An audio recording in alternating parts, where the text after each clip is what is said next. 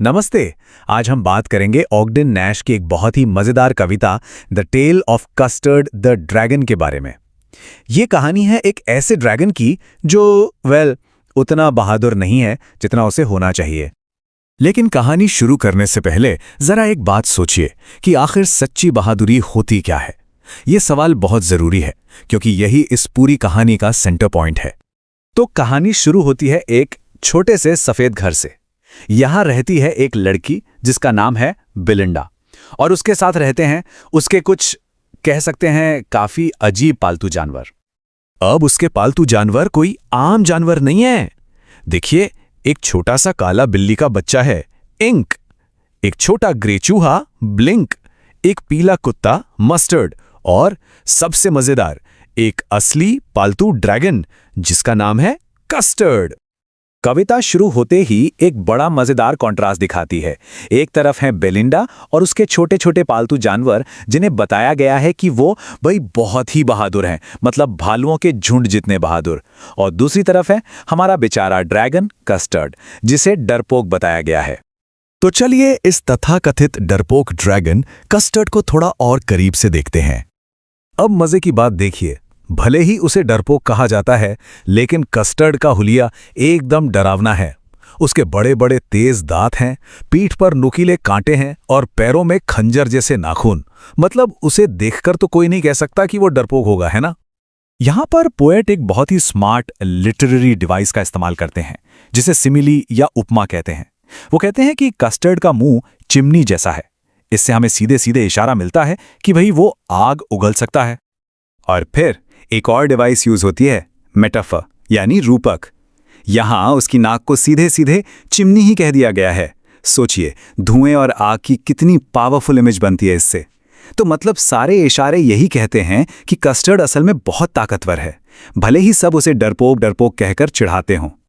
और यही वजह है कि घर के बाकी सब लोग उसकी इस कायरता का खूब मजाक उड़ाते थे, उसे पर्सिवल कहकर चिढ़ाते थे।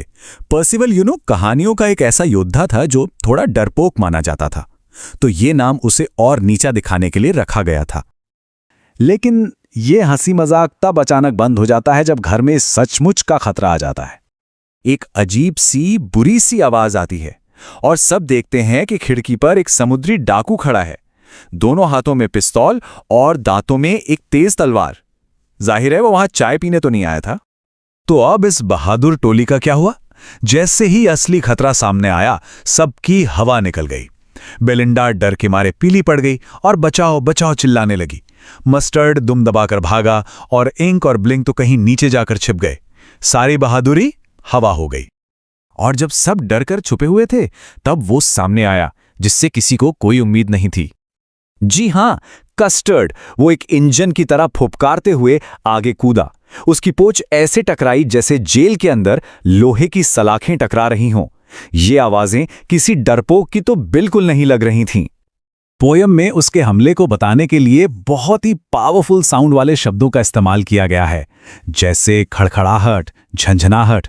इन शब्दों से ऐसा लगता है मानो हम उस एक्शन को सुन पा रहे हों। और फिर वो समुद्री डाकू पर ऐसे झपटा जैसे कोई चिड़िया किसी कीड़े पर झपटती है। लड़ाई बहुत जल्दी खत्म हो गई।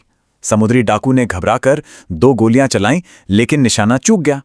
और इसके बाद कस्टर्ड ने उसे एक ही बार में पूरा का पूरा निगल लिया और बस किस्सा खत्म, खतरा टल गया। कस्टर्ड के इस हीरो वाले काम के बाद कहानी में एक बहुत ही मजेदार और कह सकते हैं कि एक व्यंग्यात्मक मोड़ आता है। शुरू में तो सबने कस्टर्ड को हीरो बना दिया। बेलिंडा ने उसे गले लगाया, मस्टर्ड उसे प्यार से चाटने लगा और इंक और ब्लिंक तो खुशी के मारे उसके चारों तरफ नाचने लगे। आखिर उसने सबकी जान जो बचाई थी। लेकिन ये सब ज्यादा देर नहीं चला। जल्द ही मस्टर्ड, इंक और ब्लिंक अपनी कायरता छुपाने के लिए बहाने बनाने लगे।